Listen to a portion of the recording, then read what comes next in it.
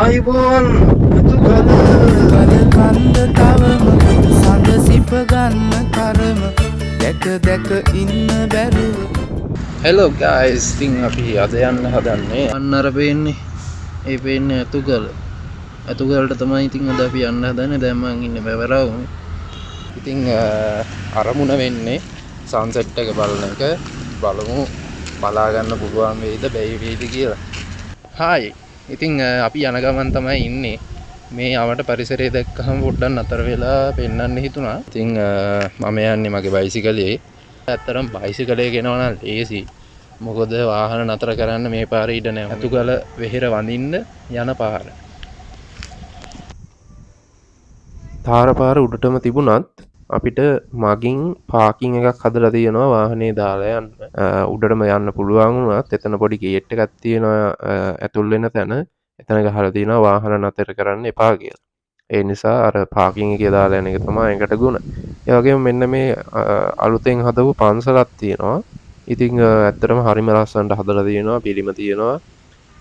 ඉතාම අලංකාරයි. ඒක හරහා අපිට අර ප්‍රධාන බුද්ධ ප්‍රතිමාව තියෙන අර මේ පල්ලෙහාට පේන ප්‍රතිමාව තියෙන තැනට අපිට යන්න පුළුවන් ඒ පන්සල හරහා.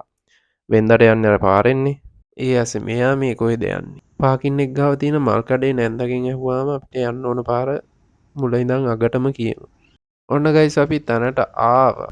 මේක නිකන් කුරුණෑගල නගරයේ බැලුම් ගල වගේ තමයි. මුළු නගරයම මෙතනට ඉතාම ලස්සනට පේනවා. නිකන් චිත්‍රයක් ඇඳා වගේ. හොඳ සෙල්ලම් එළි වෙන ජාමෙට කියනවනේ. ඉර බැහැගෙන යනකොට තමයි මේකේ ලස්සනම වීව් එක එන්නේ. අද අපි ලෑස්ති ඉර බැහැගෙන යනකම් මෙතෙන්ට එලා läගගෙන ඉන්න.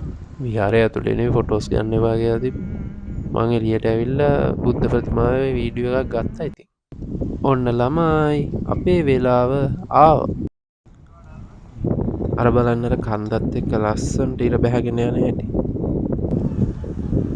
ඉතින් මේ වගේ සුන්දර දර්ශනයක් තමයි අතුගල උඩට මේ වෙලාවට දිස්සෙන්නේ. ඔයගොල්ලන්ටත් හැකියාව තියෙනවා නම් ඇවිල්ලා බලන්න. ඉතාම සුන්දරයි.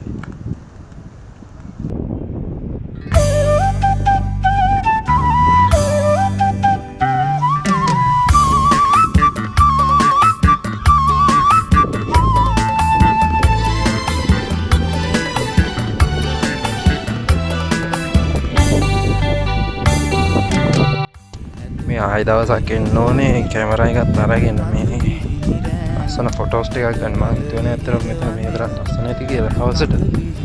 තව මේ වලාකුළු නැති දවසක් බලලා එන්න ඕනේ මෙතෙන්ට. කැමරා එකත් අරගෙන ෆොටෝස් ටිකක් අරගෙන. ඇත්තටම මේක බලන්න තමයි ආවේ. සන්සෙට් එක බලන්න. ඇඬුවේ මිදුකට රත්තරන් ඇත් කඳ වෙහෙර මළුවේ මං